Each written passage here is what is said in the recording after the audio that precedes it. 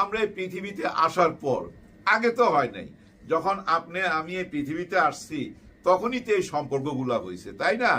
কিন্তু মার সম্পর্কটা কখন হয়? পৃথিবীতে আসার আগে। আপনি যেদিনই পেটে আসছেন বা আমি যেদিনই পেটে আসছি আমার মায়ের, সেদিনই মা টের পাইছে যে আমার সন্তান আমার পেটে। সেদিন থেকেই মা সাবধানে পা ফেলে, সাবধানে খায়, দেখা শোনা খায়, ভালো মন্দ বাইসা খায়, একটুখানি বিকালে ঘুমায়। এই ঘুমটা কেন? ওই যে সন্তান যেন একটু বিশ্রাম পায়, চলাফেরা করে খুবই সাবধানে। এবং দেখবেন উঠানে যখন কাজ করে গ্রামের মা বোনেরা, যদি কোনো গর্ভবতী মা পইরাও যায়, কোনোদিন দেখবেন না যে উপর হয়ে পড়ছে। দেখবেন খুব কায়দা কইরা সে নিজের বাচ্চাটাকে সেভ কইরা সাইড হয়ে পড়ছে, মানে নিজের শরীরে চোট পাবে কিন্তু বাচ্চাকে সে ব্যথা দিবে না, কারণ ওই সম্পর্কটা পৃথিবীতে আসার আগেই হয়ে গেছে। এই জন্যই বলা হয় মায়ের পায়ের নিচে বেহেশত। হ্যাঁ, মায়ের পায়ের নিচে বেহেশত। আবার অনেকে বলে স্বামীর পায়ের নিচে বেহেশত। কিন্তু স্বামীর পায়ের নিচে বেহেশত হইলে কি হবে? ওই স্বামী যদি তার মার সেবা না কইরা থাকে, তার মার কাছ থেকে যদি দোয়া না পায়া থাকে, অত বেহেশতে যাইতে পারবে না, ও নিজেই যাইতে পারবে না, বউরে নিয়ে যাইবো কেমনে? তার মানে কি জানেন, ওই বউরও উচিত ওই মার সেবা করা, শ্বশুর শাশুড়ির সেবা করা, কারণ আসল ঠিকানা ওইখানে। কিন্তু বুঝছেন না ব্যাপারটা? কেন কথাটা বললাম? দেখেন, আমাদের তারেক রহমান সাহেব মায়ের সেবা করার জন্য আজ থেকে 15 মাস আগেও কিন্তু বাংলাদেশে আসতে পারত, কারণ উনি তো 16-17 বছর নিজের মাকে দেখে নাই। একটা বিপদের মধ্যে দিয়ে যাচ্ছিল, ওনার মাও বিপদে ছিল, উনিও বিপদে ছিল। এর মধ্যে ওনার নিজের ভাইকে হারাইছে। কিন্তু এই 5ই আগস্টের পরে সে বিপদ তো থাকার কথা না, ওনার তো ছুঁইটা আসার কথা ছিল নিজের মায়ের কাছে, সেই মায়ের কাছে যে মায়ের সাথে ওনার পৃথিবীতে আসার আগেই সম্পর্কটা হয়েছে। কিন্তু উনি আসে নাই, মা নিজে যায় দেখা কইরা আসছে, এবং দেখা কইরা আবার বাংলাদেশে চলে আসছে সন্তানকে রাইখা। তাইলে সন্তান কেন আসতেছে না? কনফার্ম থাকেন, মায়ের অনুমতি পায় নাই, মা না করছে, না তুই এখন আসবি না, আসতে পারবি না। কারণ মা তো 3 বার দেশ চালাইছে, মা বুঝে দেশ কি অবস্থায় আছে, আমার সন্তানের উপর কি বিপদ যাইতে পারে। কিন্তু এখন আসার সময় হয়েছে। 4টা গাড়ি কিনতেছে, অনেক দামি গাড়ি, বুলেট প্রুফ। আপনি গ্রেনেড মারবেন, গুলি করবেন, কিচ্ছু করতে পারবেন না। এর মধ্যে 2টা বড় বাস আর 2টা প্রাইভেট কারের মতো বা জিপের মতো।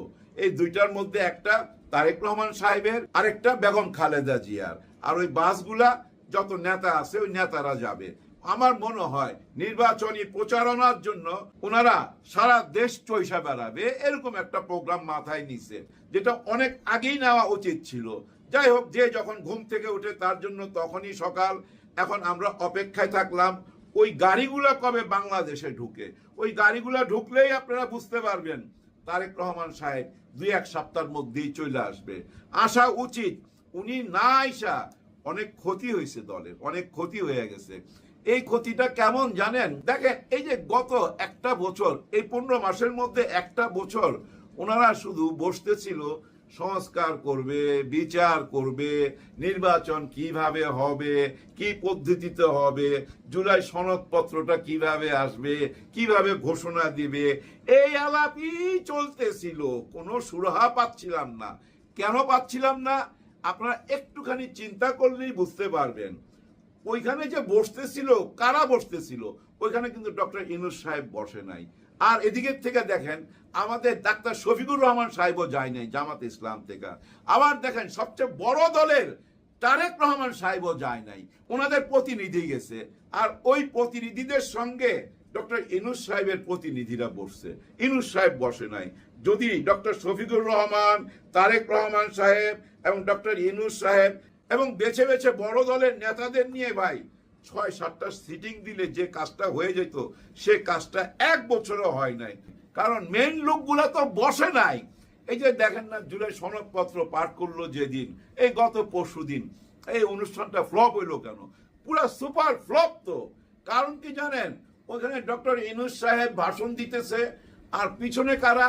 সব দলের প্রতিনিধি। দলের মেইন লোক খুব কম ছিল, বিশেষ কইরা যে বড় দলের তারেক রহমান সাহেব তো ছিল না, আবার এনসিপির নাহিদ ইসলাম ছিল না, আরেকটা বড় দল জামাতে ইসলামের ডাক্তার শফিকুর রহমান সাহেব ছিল না। এমন না যে ডাক্তার শফিকুর রহমান সাহেব অসুস্থ, উনি বাড়িতে না, উনি শ্রমিক দলের একটা মিটিং এ ছিল মিরপুরের সাইডে, ওনাদেরকে সময় দিছে, কারণ উনি গুরুত্ব দেয় না এখানে। কেন গুরুত্ব দিতে যাবে ভাই? এখানে তো সব প্রতিনিধি, মেইন লোক তো লন্ডনে ভাই। এখানে একটা দুঃখের ব্যাপার ভাই, আমার খুব দুঃখ এটা, যে আমাদের দেশটা অনলাইনে পরিচালনা করতেছে একটা বড় দলের নেতা। হ্যাঁ, তারেক রহমান সাহেব এই মোবাইল দিয়ে পুরো দেশটাকে চালাইবার চেষ্টা করতেছে। আবার দেখেন সবচেয়ে বড় দল যেটা পালায়া চলে গেছে,